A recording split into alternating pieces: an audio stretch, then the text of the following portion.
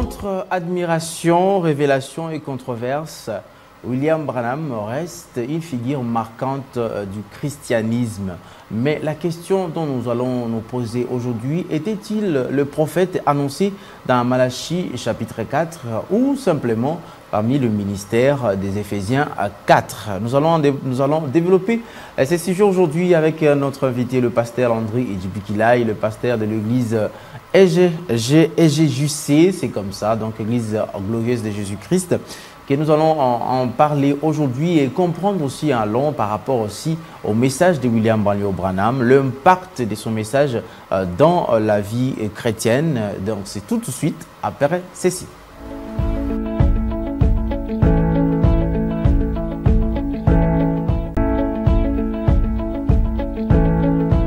William Marion Branham, prophète selon Malachie 4 ou selon les Éphésiens 4. Pasteur Landry, bonjour et bienvenue. Bonjour Papa Hervé, merci et merci pour l'invitation. Encore une fois de plus, ça fait quand même très longtemps, nous avons raté plusieurs rendez-vous, mais aujourd'hui quand même gloire à Dieu, nous sommes là. Oui, je crois que c'est le temps de Dieu, c'est lui qui a voulu que nous puissions passer l'émission aujourd'hui. Alors, ma première question est de savoir d'abord, qui pour vous, qui est William Marion? Alors je dirais que William Marion Branham était un grand serviteur de Dieu et il a justement marqué l'histoire de l'Église, surtout après la Deuxième Guerre mondiale.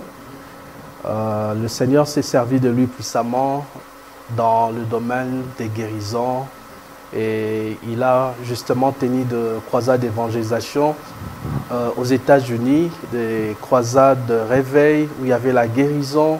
Il y avait la manifestation du don de la parole de connaissance. Vous pouvez identifier la maladie de quelqu'un et puis Dieu guérissait le malade. Donc c'était un grand serviteur de Dieu. Alors qu'est-ce qu'on peut dire par rapport à l'essence de son message et son impact, surtout dans le monde chrétien ici en Afrique? Est-ce qu'on peut ressentir aujourd'hui l'impact de son message dans l'Église chrétienne?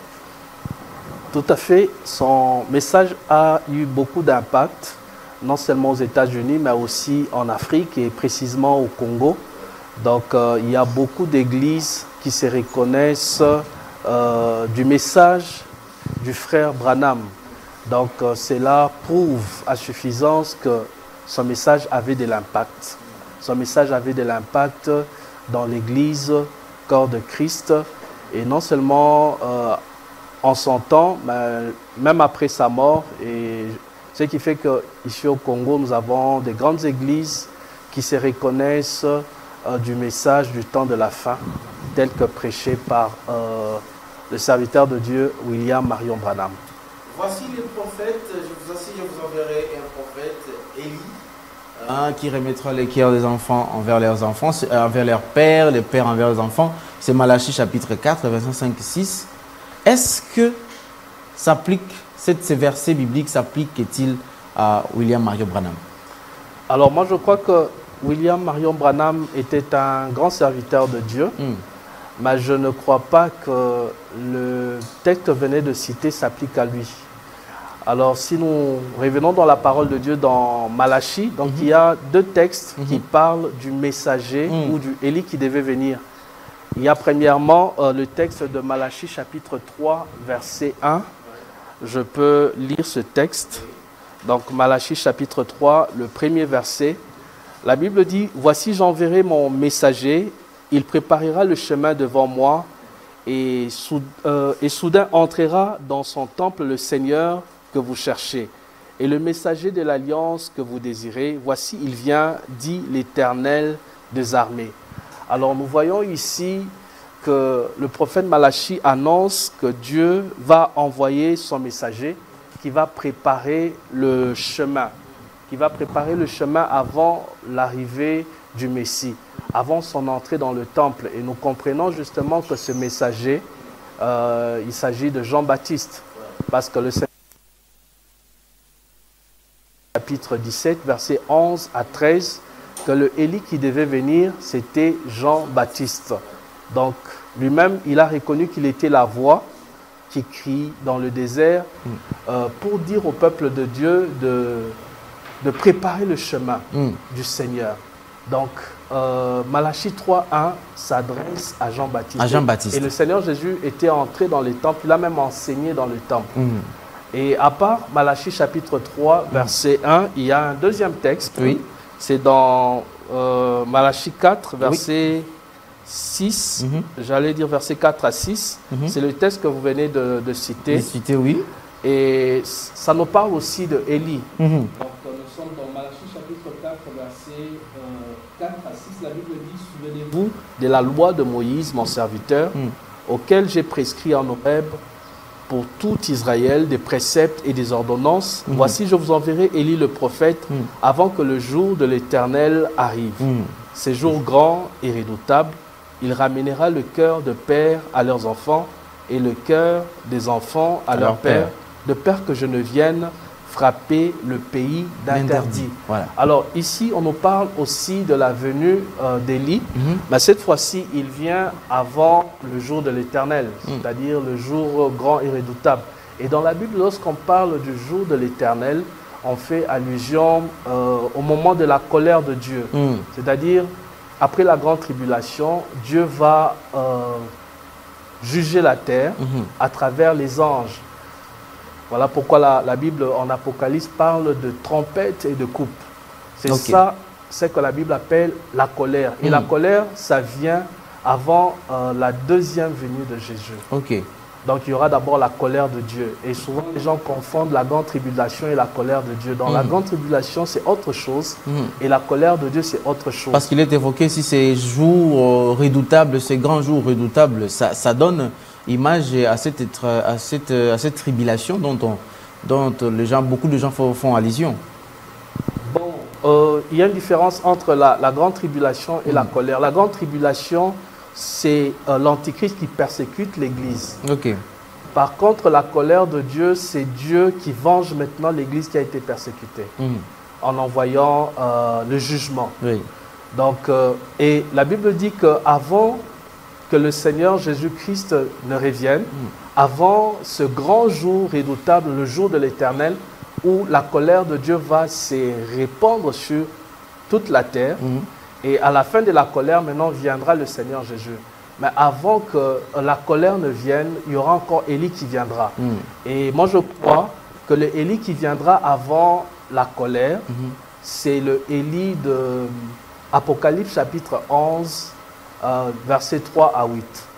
Donc, si nous lisons la parole de Dieu dans Apocalypse chapitre 3, versets 3 à 8, je ne sais pas si vous avez le texte. Oui, on va le chercher. Apocalypse chapitre 3. Apocalypse chapitre 11. Chapitre 11. Parce que moi, je peux aller plus vite avec le téléphone. Versets 3 à 8. Chapitre 11, voilà, je suis. Verset 3 à 8, il est dit « Je donnerai à des témoins le pouvoir de prophétiser revêtus de sacs pendant 1260 jours. Ce sont les des oliviers et les des chandeliers qui se tiennent devant les seigneurs de la terre. Si quelqu'un veut leur faire du mal, du fait sort de leur bouche et dévore leurs ennemis. Et si quelqu'un veut leur faire du mal, il faut qu'il soit tué de cette manière. » On y va jusqu'au 8. Ils ont le pouvoir de fermer le ciel afin qu'il ne tombe point de pluie pendant le jour de leur prophétie. Et ils ont le pouvoir de changer les eaux en sang et de frapper la terre de toute espèce de plaies chaque fois qu'ils voudront. Quand ils auront achevé leur témoignage, la bête qui monte de l'abîme leur fera la guerre, les vaincra et les tuera. Et leurs cadavres seront sur la place de la grande ville qui est appelée dans un sens spirituel Sodome et Égypte, là même où leur Seigneur a été crucifié. Amen. Donc, dans ce texte, on parle de deux témoins. Et lorsque on nous décrit les caractéristiques de ces deux témoins, nous voyons qu'il y a un qui aura l'onction d'Élie et l'autre aura l'onction de Moïse. Au verset 6, on dit qu'ils ont le pouvoir de fermer le ciel. Qu'il n'y puisse plus y avoir de pluie comme Élie l'avait fait aussi à l'époque. Voilà, donc sur l'un d'eux, il y avait l'onction d'Élie et l'autre avait aussi le pouvoir d'envoyer les fléaux, les plaies. comme Moïse l'a fait en Égypte. Mm. Alors, ils viennent à une période bien déterminée, c'est pendant la grande tribulation. Mm. Là, nous sommes pendant la grande tribulation, donc au début de la grande tribulation, ils sont là pour exercer leur ministère et ils seront tués où?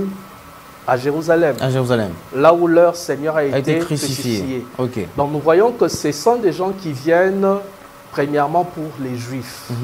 Donc leur message s'adresse premièrement aux Juifs. Et pourtant, William Marion Branham n'a jamais exercé un ministère envers les Juifs. Mais quel est le lien par rapport, parce que quel est le lien entre Malachie 4 et Apocalypse 11? Parce que là, il y a des esprits, l'esprit d'Élie et l'esprit de Moïse. Mais dans Malachie 4, on parle uniquement de l'esprit d'Élie. Oui, donc dans la parole de Dieu, c'est complète. Oui. Dans la parole de Dieu, c'est complète.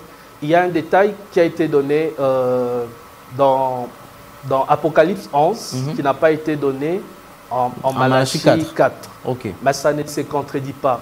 Alors, j'aimerais dire, en parlant justement de l'Élie qui devait venir, donc, ce n'est pas le personnage biblique d'Élie. Donc, ce n'est pas la réincarnation d'Élie. Parce que la Bible dit qu'il est réservé à un homme de mourir une seule fois. Voilà. Après quoi, le jugement. Ouais. Mais la parole de Dieu parle plutôt de l'esprit et de la puissance d'Élie. C'est ce qui est arrivé avec Jean-Baptiste. La Bible dit qu'il marchera avec l'esprit et la puissance d'Élie. Donc, l'onction, la même onction qui était sur Élie, a été sur Jean-Baptiste. Et cette même onction sera sur l'un de deux témoins pour accomplir la prophétie de Malachie chapitre 4. Donc, la doctrine concernant la venue de l'Élie s'est fait en deux temps. Donc, premièrement, c'est Malachie 3.1 où on nous parle de l'arrivée de Jean-Baptiste. Lui venait pour annoncer la première venue du Seigneur. Et le Seigneur va entrer dans le temple. Et puis, il y a aussi la deuxième mission que la personne qui aura l'onction d'Élie accomplira. Ça sera par rapport à la seconde venue du Seigneur. Et ça, c'est pendant la grande tribulation. Et lorsque nous lisons Malachie chapitre 4, le verset 4, la Bible est en train de parler du peuple d'Israël. Souvenez-vous de Moïse, souvenez-vous de la loi qui a été donnée à Israël au mont Horeb. Donc, c'est pour vous dire que les versets qui suivent s'adressent aussi au peuple d'Israël. Donc, la mission d'Élie, c'est d'abord par rapport à Israël. Mais alors, lorsque nous analysons le ministère du frère Branham, c'était plus aux États-Unis, mais il n'avait pas une mission particulière pour Israël. Or, le Élie qui doit venir, il doit venir pour que les Israélites, les Israélites qui ont abandonné la loi, qui ont abandonné Dieu, qui n'ont pas reconnu Jésus, puissent reconnaître Jésus. Selon l'explication des, il ne faut pas les appeler les adeptes, mais le croyant du message de William Marion Branham, disent ceci, ces versets expliquent tout simplement, lorsqu'on parle de le cœur des enfants à leur père, le cœur des pères à leurs enfants, c'est tout simplement les enseignements apostoliques. On parle là des apôtres qui ont laissé l'enseignement, parce qu'après l'instauration de l'Église catholique à l'an 300, jusqu'à dans les années 1500, quelque chose comme ça, 1800 même, il y a eu quand même du désordre, même la naissance des protestants et consorts, et que les enseignements apostoliques n'étaient plus donnés dans l'Église, n'étaient plus donnés au peuple de Dieu. Voilà que William Branham est venu restaurer ces enseignements apostoliques, et d'où la naissance du pentecôtisme et consorts aujourd'hui. Qu'est-ce que vous en dites? Bon, ça, c'est une interprétation. Alors, je vais d'abord dire que le mouvement pentecôtiste n'a pas commencé avec William Marion Branham. Ça a commencé en 1906 avec le réveil d'Azusa Street. Et c'est beaucoup plus Seymour, c'était un noir américain qui est parmi les pionniers de ce mouvement.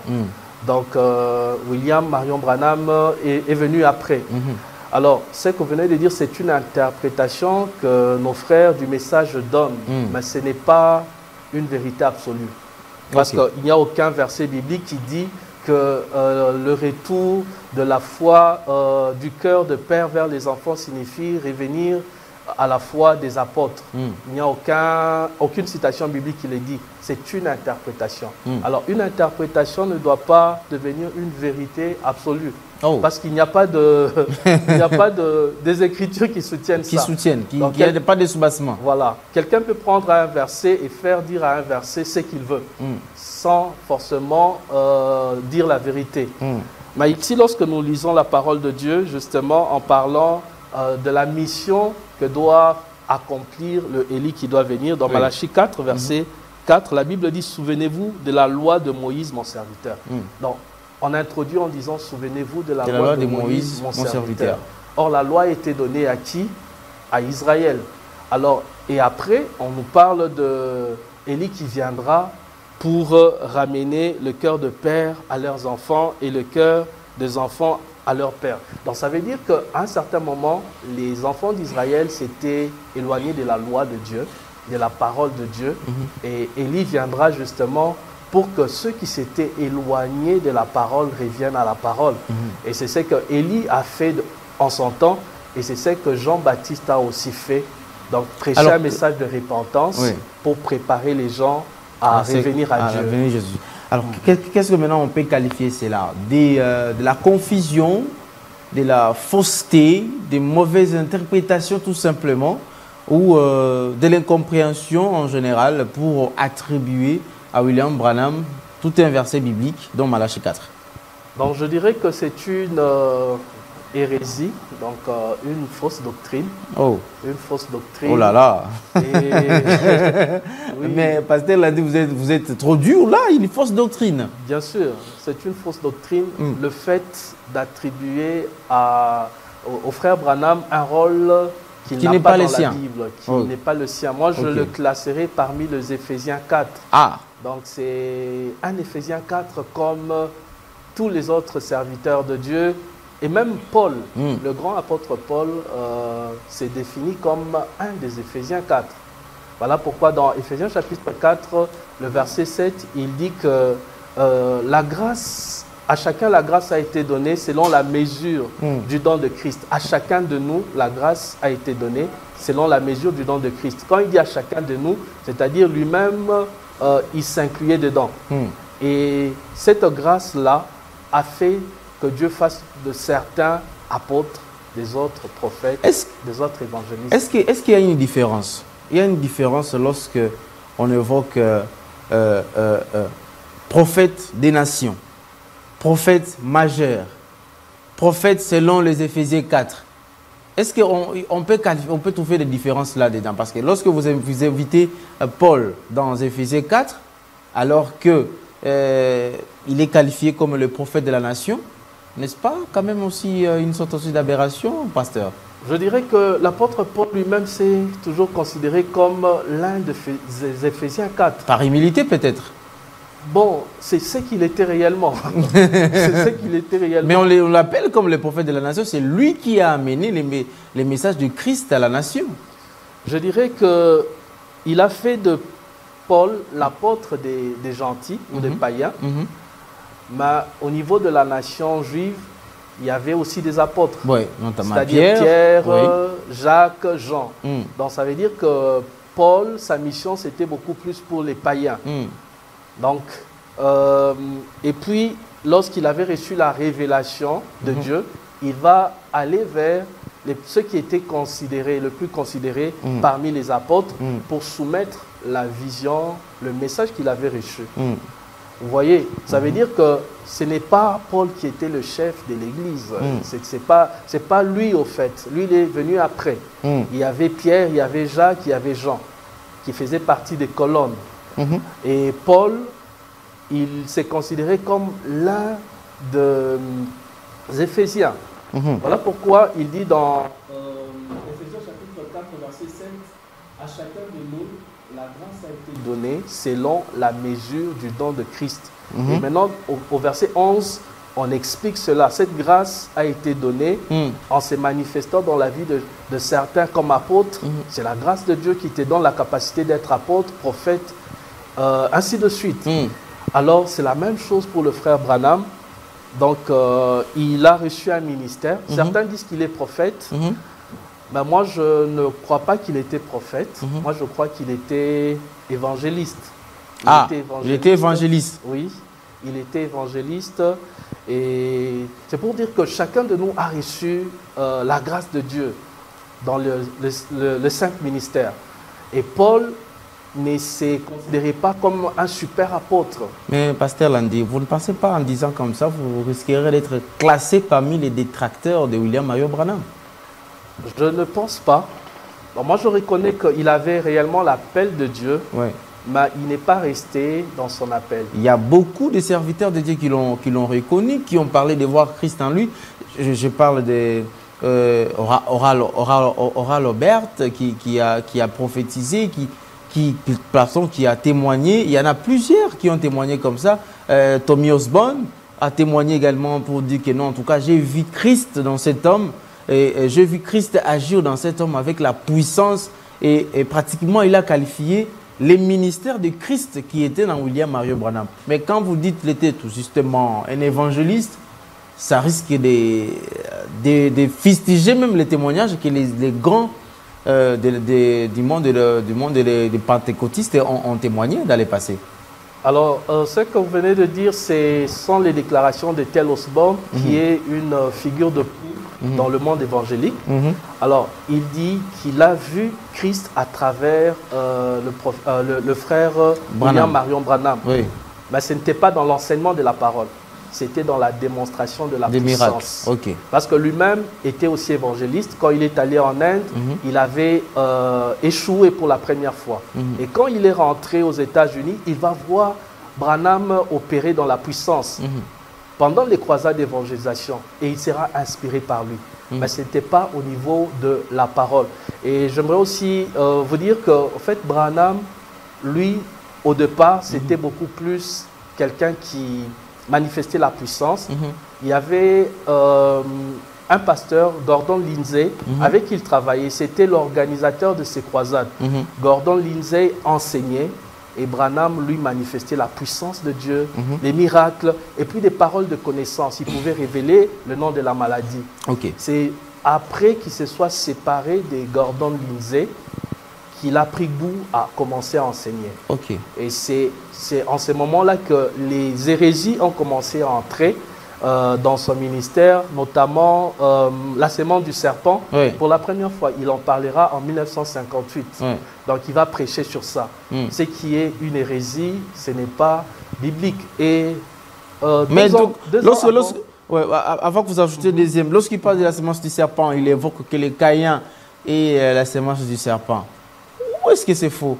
Parce que dans Genèse chapitre 4, le premier verset, la Bible dit que Adam a connu sa femme Ève, et de cette relation, de cette union va naître Caïn. Dans la Bible dit clairement que le père de Caïn, c'est Adam. Mais est-ce que, parce que la Bible aussi dit toujours dans ces mêmes versets, lorsque Adam est en train de donner maintenant le nom de Ève à sa femme, qui signifie la mère de tous les vivants. Mais on n'a jamais appelé Caïn le père de tous les vivants. Bon, Ève, c'est la mère de tous les vivants. Pourquoi? Parce que c'est la première femme à travers laquelle tous les êtres vivants vont naître. Je ne vois pas pourquoi on devait appeler... Mais on doit aussi dire que non, Adam le père de tous les vivants. Bon, mais ce qui est sûr, Adam, c'est lui qui était le premier. C'est à travers lui que nous tous nous sommes venus. Mais justement avec l'aide aussi de Ève. Alors j'allais dire que Branham commençait à enseigner des hérésies. C'est-à-dire il n'enseignait plus en se basant sur la parole de Dieu. Il commençait à prêcher selon les visions qu'il recevait de l'ange. Et quand tu commences déjà à enseigner en écartant la Bible, tout ce que un ange te dit, tout ce que tu vois dans la vision, tu en fais une parole de l'évangile. C'est là que la déviation commence, c'est là que les fausses doctrines commencent.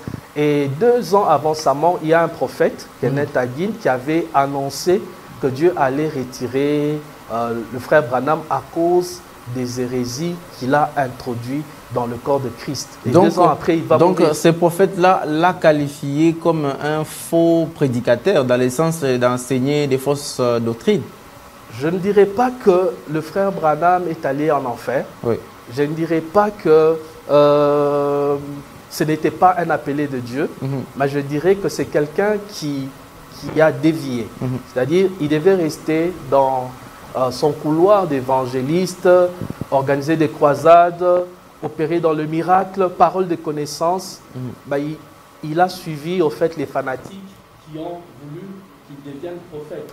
Parce que je ne suis pas un lecteur des brochures, mais en se renseignant mais vous en sur connaissez Internet, quand même beaucoup. En se renseignant sur Internet, oui. je suis tombé sur la vidéo d'un ancien frère du message. Il dit que Branham, en 1955, dans les brochures, lorsqu'on disait qu'il est prophète, il disait qu'il n'était pas prophète. Il ne le reconnaissait pas. Il disait que ce sont les gens qui disaient qu'il est prophète. Donc, en réalité, lui, il n'était pas prophète.